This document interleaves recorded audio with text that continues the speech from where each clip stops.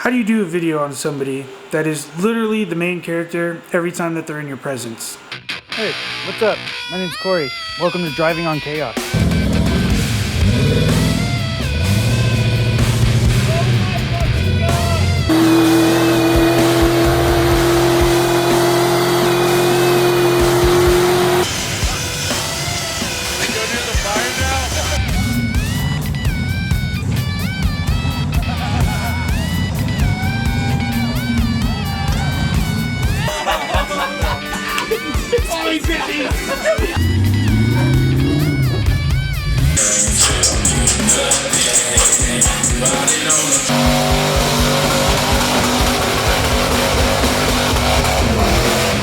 If you ever wondered whose hat I'm wearing on the intro to my videos, it's this guy.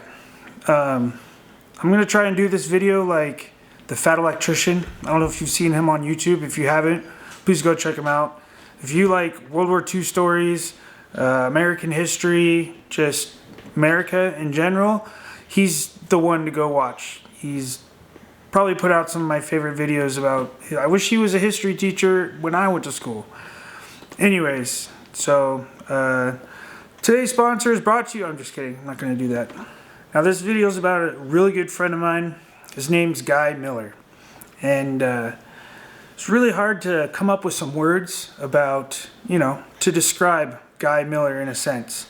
So I asked for some help from his, really good friends. And they had some bangers, I'm not gonna lie. Got here No Fucks Given, Crowd Pleaser, ADHD Multiplied, Insert Phrase Never Lift, yeah, Black, I don't understand that one. Just Hardest Working with the Hardest Head, Fearless in a Terrifying Way, On the Spectrum, let's see, Short Dick, Decent Balls. But anyways, yeah, those are just some of the things that they came up with, and I could say they're all pretty accurate.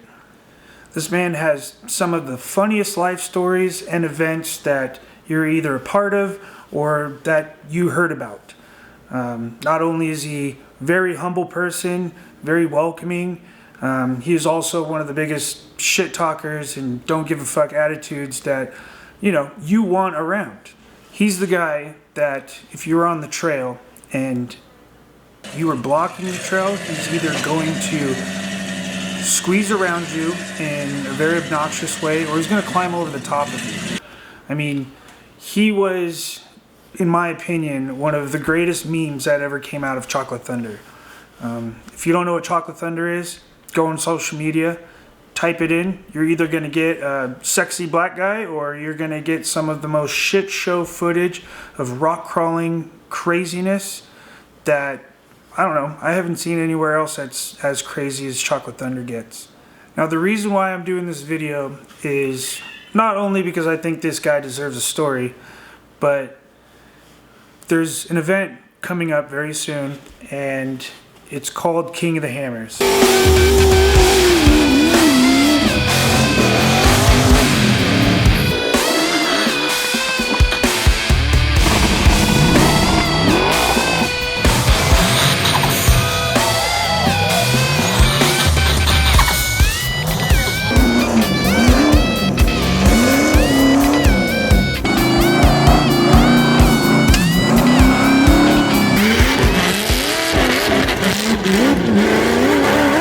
If you don't know what King of the Hammers is, it is, in my opinion, one of the greatest off-roading spectating event that you can ever attend.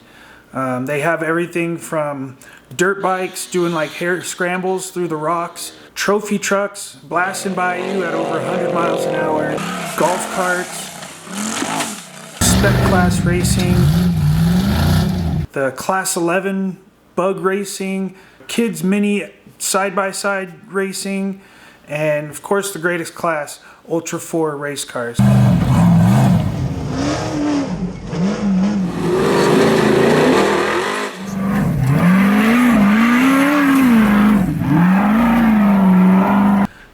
They bring in everything from Bands like Sublime with Rome and Pennywise. They have some of the greatest off-road vendors, and let me tell you, when they bring in the vendors, I don't know, it's like Off-Road Expo out there, but you're literally in the middle of the desert.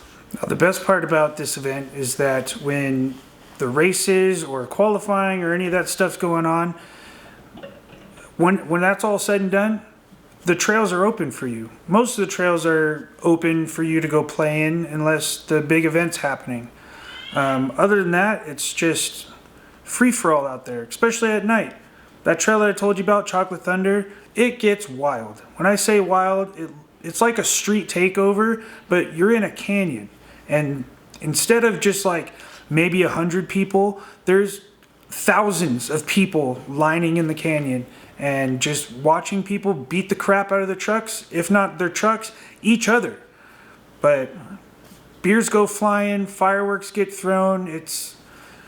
I could tell you it's an event that you don't want to miss. Now, my friends and I first attended a King of the Hammers in 2009, and we were not prepared by any means of going. In the early days, none of us really prepared to go out to, the Hammers and go party and rock crawl, but this was my first time going out to something like this, and we had one tent. There was 8 dudes in it, and when it was nighttime, I could tell you that it was miserable. It had to be 50, 60 mile an hour winds, and that tent was slapping all 8 of us in the face because the wind was blowing so hard. At one point, I was so miserable, couldn't sleep, that I just literally, I told everybody, this fucking sucks. Everybody started laughing because nobody else was sleeping either. I looked out the tent, and it literally looked like, the Palisades fire, where everybody's freaking fire pits were blown across the desert. I'm surprised we didn't catch on fire. Now, when the race was going on, we decided that Sledgehammer was going to be the best bet to go spectate, and it didn't disappoint. We were front row on the race course where, if you haven't seen that epic video of Shannon Campbell driving over the 52X car, that was literally at our toes. And, people flip over on Plaque Rock right there at Sledgehammer, and the crowd literally jumped in, flipped them back over, and kept them going. It was mayhem in the canyon. People are walking along the walls, and there's refrigerator-sized rocks falling down into the canyon. I don't know. It's so hard to explain without you actually being there. And after that, the next year, I didn't get to go, but my friends told me that it was worse than the year that we went. Like, the cars literally were driving around people because the canyon was packed so tight. But after that year, 2010, it was like the organizers knew that they had an issue, and I don't blame them for, pushing people 50 feet off race course, and, even further in some occasions where they don't even allow you in the canyons because it's a hazard. It's mayhem that is awesome. So where do I start this story about Guy? Well, Guy's parents decided one night to get a little frisky in 1980. From what I was told, with all the amazing stories about his friends when they were in high school with him, just growing up with the guy. Stories like, working on his dad's job site, and instead of working, he's just doing wheelies and donuts with the Bobcat, to, he's having lunch at a sub shop, and him and his buddy are just sitting there, and then these 2 hippies walk by and started talking shit on his truck. What would you do if you heard that? Well, you're going to do what Guy did. You're going to jump in your truck, and you're going to roll coal all over the sidewalk while screaming, "Fuck you, hippies." One of the greatest stories I think I will never forget. So, Guy in 2006, while I believe he was in college, he bought a Toyota pickup, and he would drive that Toyota pickup from college to the Hammers and have a weekend with his off-road club, the Poly Goats, and drive it back. And he did that for about 3 years. And then in 2009, he decided to take it to the next level dramatically. He chopped off the whole front end from the firewall forward, from the back window all the way back, and turned it into a truggy. He found a 6-liter out of a work van, the 4L80 that came with it. He put a 14 bolt in the back, and then he got a custom 9-inch housing with Dana 60 outers, 609, I think that's what that was called. And from there, that's pretty much when I got introduced to Guy and Thunder Puppet. Now, when I was watching Guy drive Thunder Puppet, it was like someone I've never seen drive before. He was taking lines that didn't even look like they existed. He was just not afraid to put the thing in some crazy obstacles. I mean, if you're blocking the line, he's literally going to drive over you, or he's going to find a line just to get through. He's not the type of person to take the same beaten path over and over again. The ADHD kicks in, he sees a squirrel and he wants to go over there. He just, tries something different, tries something new. That's just what it is all the time. It can never be the same with him. And that's one of the reasons why he's always got a great story. He's always an awesome event that comes out from this guy. And putting Thunder Puppet into these like cringing positions where you're like, he's gonna roll, and well, Thunder Puppet doesn't always roll, but when it does, it's a show. When Guy goes to Chocolate Thunder to do Chocolate Thunder runs, he's not doing one run and then going back to camp. He's probably doing it 5 to 10 times.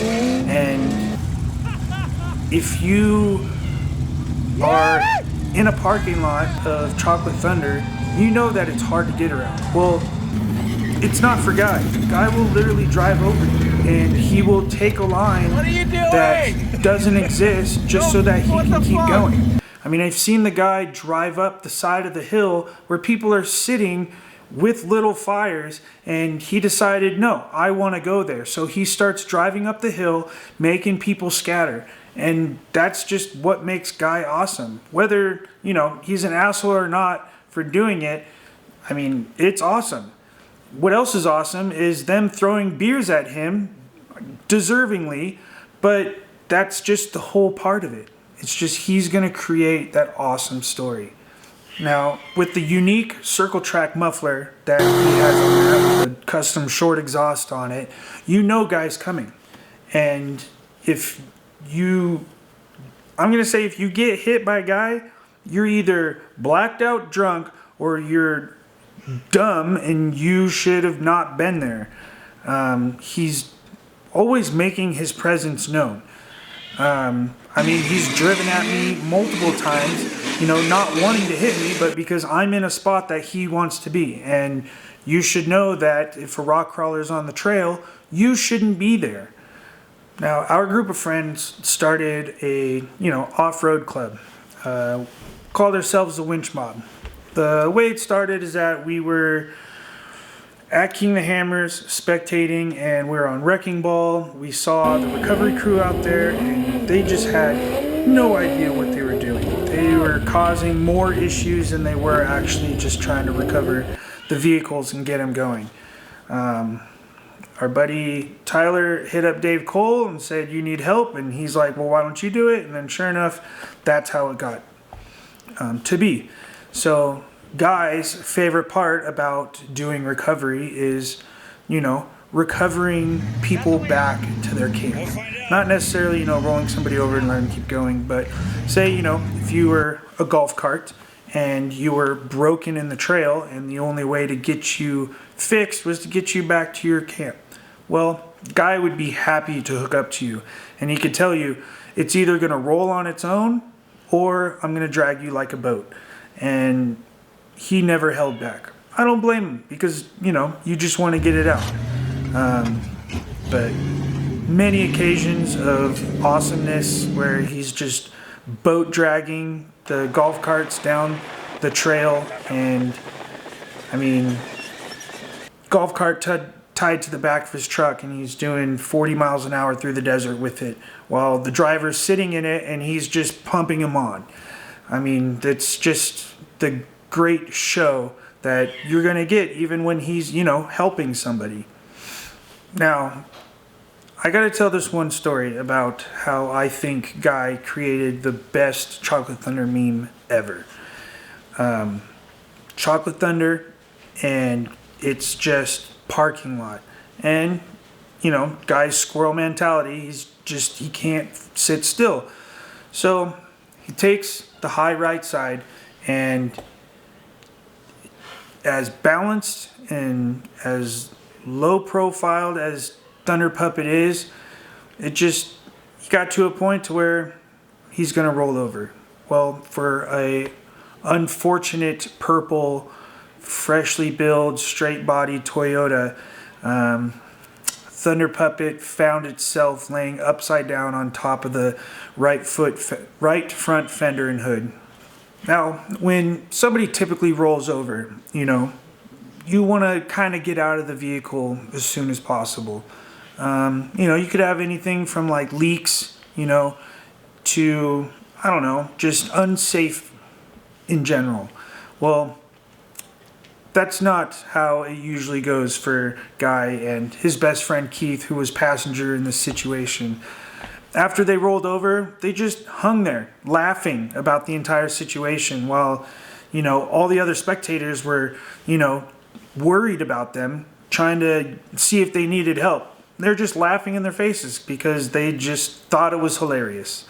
Eventually when they got out, I wasn't exactly there for the conversation with the poor kid in the purple Toyota, but obviously he was devastated. And they got Thunder Puppet rolled back over, and some money was exchanged. And then Guy turns and looks at Keith and said, "Let's get the fuck out of here before this guy realizes how fucked up his truck really is." And when he came back to camp and he was telling the story, one of the funniest times that I think I've ever laughed at a Guy story. Now, if you're thinking, this is messed up, the guy just destroyed the dude's truck. Yes, it's a little messed up, but if you're putting yourself in Chocolate Thunder when the sun goes down, you're open to anything happening to your vehicle. If you don't want anything to happen to your vehicle, don't take it to Chocolate Thunder because it's gonna get messed up. It's either gonna get a beer can thrown at it unintentionally, or if you're doing something stupid, to, rocks being thrown at you because you have a 500 horsepower vehicle in front of you trying to climb up the rocks and it's just kicking dirt and rocks at you. To, somebody rolling over on you because they're trying to get around. It's part of the game. If you don't want any of that shit to happen to you in your vehicle, don't take it over there. So as you can see with all the great memes, this is where the nickname came from. Old Hollywood Miller. It was perfect. You couldn't ask for something that was just exactly what was happening. Guy's always putting on a good show and everybody wants to watch. So there was a dramatic event that happened at Thunder Puppet, unfortunately. We were 2020 and we went out to a beautiful weekend at Hammers and we were doing some wheeling. We went up Jack North, went up to the top of the peak, came down out the backside of, Sledgehammer, and went around the right side of the mountain range and came across to 1920. I had an unfortunate event where my front output in the transfer case snapped off. And then, so we took the bypass that came into that middle valley where remote pit 2 is usually sitting. From there, we were coming back around the north side of the mountains to head back towards camp, and I could agree with Guy that it was an amazing sunset where you're driving down the desert and the sunset's just right in your eyes, and all of a sudden he impacted a rock. Now, my wife was sitting passenger in Thunder Puppet with him, and she quotes, Guy was just driving, they were probably going around 50 miles an hour, and Guy says, "Man, isn't that sunset pretty?" And as soon as he finished the word pretty, she said it felt like an explosion hit the front of the truck. Well, what happened was the rock gods put a giant granite piece of rock right there in the middle of the trail. And Thunder Puppet found it with the center pumpkin of the housing. Put a massive dent in the housing and snapped the long side tube of the housing, where the only thing holding the axle housing together was the axle shafts and the steering tie rod. Other than that, that whole thing would have fell apart. So we towed him back about 4 miles back to camp, and from there, Thunder Puppet took a even more dramatic change. Guy replaced the front axle with what was there, and with the rear axle, he actually bought a 14 bolt housing, but for a third member 14 bolt made by Torque. And he put 40 spline axle shafts in there, made it rear steer. Now, with all the crazy shit that guy was doing before with Thunder Puppet, now he has rear steer, and I could tell you that the show just got better. He is going through obstacles with way more maneuverability, as I'm sure most of you have seen what rear steer buggies can do. And it's incredible to watch. I mean, the amount of footage that I have of him doing some weird maneuver where he's hung up like crazy and then all of a sudden he's just out. And then with the size of axle shafts that he has back there, I've never seen binding on where, I mean, the tires are just completely compressed flat on how much pressure he's putting in there. And he runs on 20 PSI on those tires. I mean, the reason why he does that is because he likes to go fast through the desert. I can't blame him. But when you're squishing 20 PSI tires on rocks because you're bound up so bad, it's like you're staring at a grenade ready to blow up. And all you can do is just try and turn away. But you want to watch because you want to see what's going to happen. I don't think that rear end is ever going to go bad. I mean, knock on wood, but it's the amount of abuse that I've seen that thing go through. Not to mention, he uses it as his pre-runner. I mean, he's doing 40 trails in 2 days. It's incredible. Now, not only is he doing some wild maneuvers in the rocks, he's also doing 50-mile-an-hour rear steer drifts in the desert. He's swinging it around at people, bringing it back, and just being able to drive behind him while he's doing that, it's laughable. It's the funniest thing to watch. You know, even if he's doing the drifts in front of you and then he slides the thing all the way at you and then he stops dramatically right next to you. That was sick as fuck. I mean, he finds other rear steer buggies and he's like, oh, guess what? I have that too. Let's see what you can do. And then he's doing rear steer donuts around them because they're like, who the hell is this crazy ass dude? It's awesome. And you know what else is awesome? When he's coming into camp, you hear Thunder Puppet. Thunder Puppet has such a unique sound to it that, oh, guy's coming, grab your kids or grab your dog and move to high ground, because what's he going to do? He's going to come in crab walking and then he's going to switch it into a cyclone. He's going to do about 5 cyclones in the middle of camp. Guy has always said that he wanted to race King of the Hammers. Actually, he said, I'm going to race King of the Hammers. And he had a really good friend named Scott that has actually raced King of the Hammers. He runs in the 4800 class of King of the Hammers, which is a spec class. And he raced in 2016, 2017, and 2018.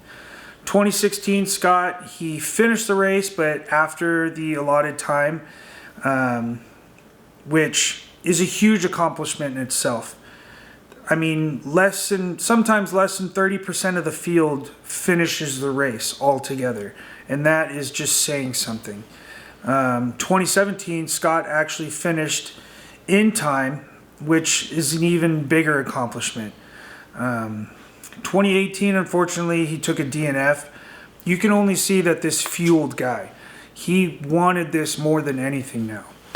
So he became friends with somebody who was on a race team, and he was also in the 4800 class. Well, his name is Cody Young. They got together, and Guy said that he would co-drive for Cody. Them being teammates worked out so well that they even won the national championship one year. From there, Cody was part of a race team called Rock Rage Racing. Rock Rage Racing, they have, I believe, 4 cars, including a guy named Tater, who also runs in the 4800 class. And it's just a really big team, and it's a huge family. They have a car known as 4464 that they used for their pre-running during the Hammers. Guy grew interest. The race team wanted to sell it to him, and he wasn't sure about it. Well, Guy's wife found out about it, and behind Guy's back, she organized a deal with the team and surprised Guy with the car. This means Guy's in King of the Hammers, and this is awesome. It's just, I've never really been a part of a race team, but with Guy in this car, it made me want to be a part of it. And so in order for Guy to race King of the Hammers in 4464, he had to do a seasonal race. And so he did the Oklahoma Stampede, and from there it was on. Now, Guy was new to the car. It wasn't really tuned to his likings, but he had to deal with what he had at the moment. So he took it out there and manhandled the car. He was doing well. He was passing people left and right and looking fast. I was watching on YouTube Live with the Ultra 4, and I couldn't get my face off the screen. And then I came up with an idea. Why not to try to do a shout out? So I hit up Miles, the commentator, and I told him, hey, can you please do a shout out for Guy Hollywood Miller from the Winch Mob? First race, it's a big deal to us. Sure enough, Miles came through. Want to give a huge shout out from the Winch Mob to Guy Hollywood Miller. This is his first race in the Winch Mob. Stoked to see him out here racing with Ultra 4. And to hear Guy Hollywood Miller over YouTube, it was like forever Guy Hollywood Miller. The 4464 it looks like. And yes, that is Guy Hollywood Miller. And every time Miles brought up Guy, he threw in Hollywood Miller. And it just was forever. Fortunately, at the Oklahoma race, ran into some mechanical issue where he hit the slick rock really hard and it broke the front axle shaft, and it pretty much just ended the race. He's on to King of the Hammers. So now it's King of the Hammers. I get to see the car for the first time. I'm stoked. The thing is hideously awesome. I mean, it was built in 2012, 2013, and it's been beat the shit out of for its pretty much entire existence. Vaguely remember, it's never finished King of the Hammers. It's a UFO chassis, one of the first UFO chassis that they built. And that LS7 still running strong with, the equal length headers on it, just makes it sound like a monster. Guy was doing a lot of shock tuning on it. It still had the original shocks on there. So they were very limited on how they could actually tune it from the shock tuner. But man, was it awesome. It sounded so good. I was pumped. Qualifying, he did good. He was roughly kind of in front of the middle of the pack. And then come race day, Guy's off to the races. Watching him come off the line, come around the first left-hand corner and leaving Hammertown, just ripping through the desert, was awesome. So after that, me and the rest of the guys who do recovery for the race. We jumped in our trucks, got to our areas, and then it was just sitting there waiting. It felt like forever. Of course, you know, the main fast guys, Jason Shear, he shows up first, and we're just waiting, car after car after car. And sure enough, while we're sitting at Spooner's, here comes Guy. And he looks fast. I mean, compared to everybody else coming through, the leaders coming through, he looked just as fast as the leaders. His limitations is obviously the desert. He said the shocks, you know, they pretty much died halfway through the desert, and so that they had to slow the car down to, you know, stay in the race. And he said that once he hits the rocks, that everybody that passed him in the desert, he caught right back up to him. So through Spooner's, he took the bypass, as you're allowed to, on the first lap, and then he headed out. Now, the other half of our guys, they were sitting on Wrecking Ball at the waterfall at the top, and they got him coming up too. Now, if you don't know about the waterfall, it has, on the far left line, it has like the technical physical waterfall where it's, if you don't get it the first time, you're winching up. And then it has the middle lane where it's, you know, strategic rock crawling. It's slow, but you can get up to the top and around. And then it's got the right side where it's, you hit it with the skinny pedal and climb up and make a hard left, or else, you know, you're tipping over down the hill. Guy, who obviously loves a challenge, he takes the left side and he pimps it first try.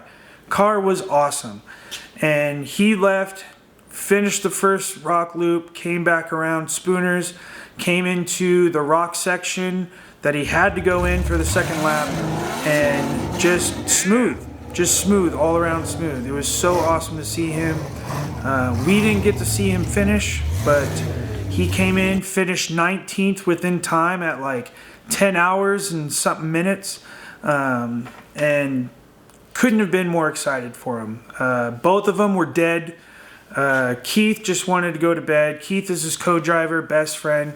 And then Guy, he was still amped up. He wanted to go see Pennywise, so he stayed up, watched Pennywise. And he is a KOH finisher with probably one of the oldest cars in the field. Now comes 2023. Car's refreshed. Guy put a lot of time into it and put in a new paint scheme. He went with the snow camo, and it looked awesome. He got some new valving done in the shocks, and the car looked great. Even shock tuning, the car looks smooth through the desert. After shock tuning, he ran into a big problem. One of the spindles snapped off the front axle. So he did a rush order with the company to get them there. They showed up the next day from like the middle of the country, which was wild. Guy replaced it. Car was doing great. And then comes qualifying. Qualifying run, I got to get on course with my volunteer vest and snap some photos and some video, and the car sounded unreal.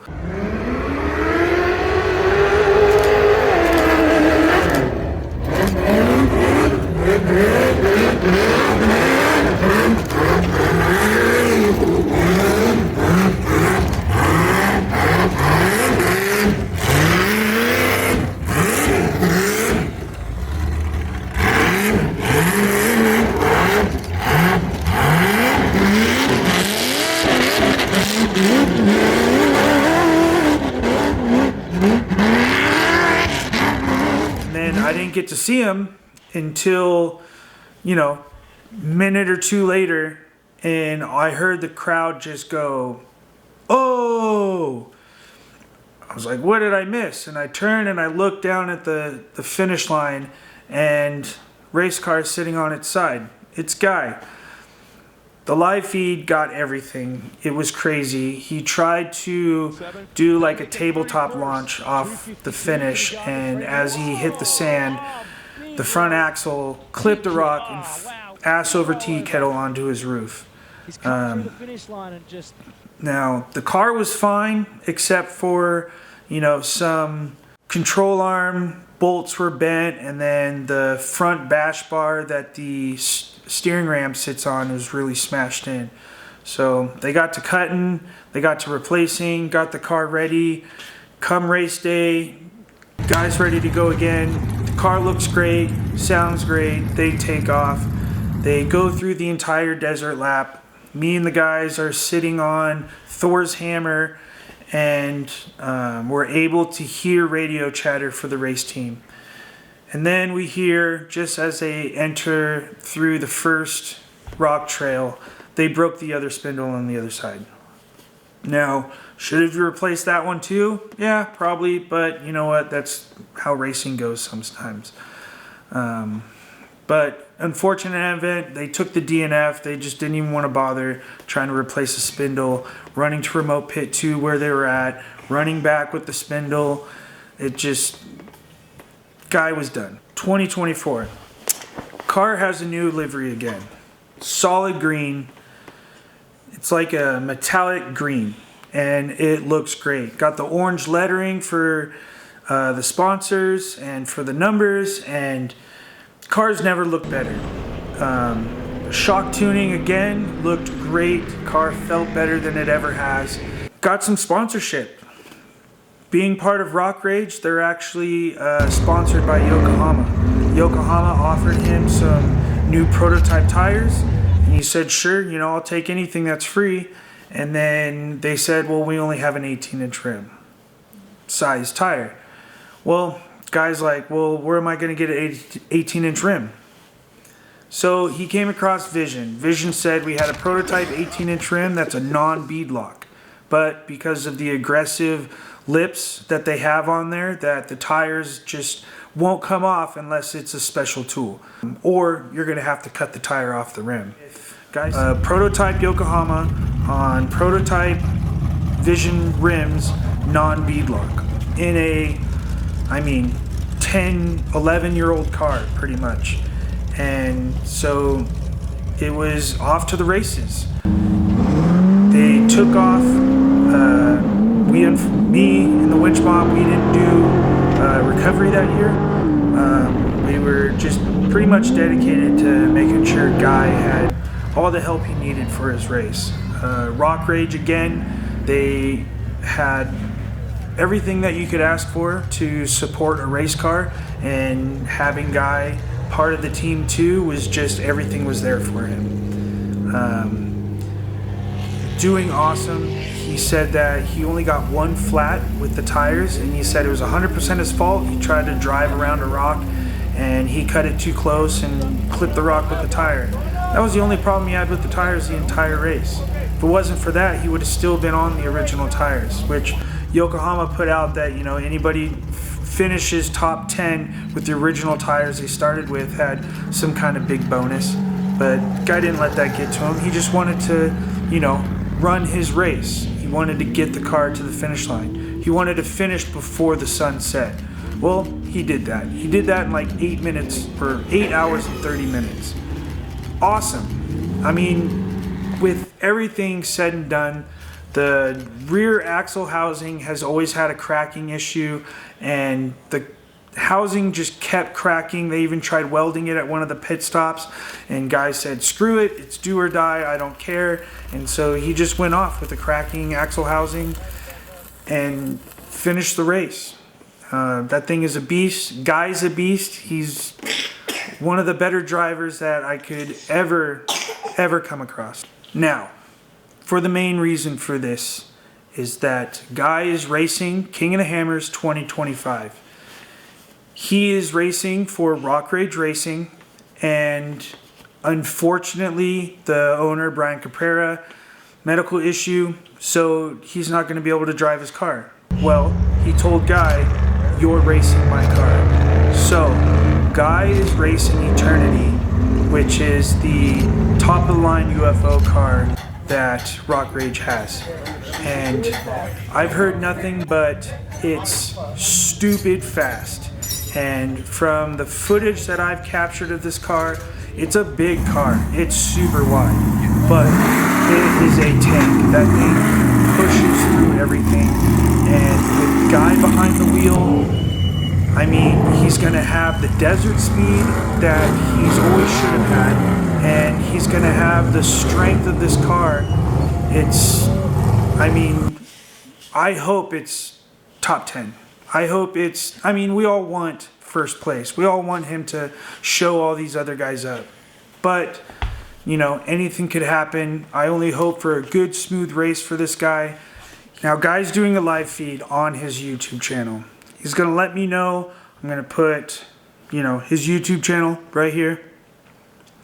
And it'll be on the link too. But he's going to let me know the day that he does it. I'll post it up on my channels through the social medias that I have. And follow along. Watch Guy through his success with King of the Hammers 2025. I hope you enjoyed, a little history on this guy. He's a great friend of mine. And I wish nothing but the best for him.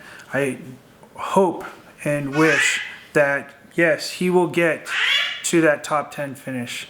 Thank you for watching.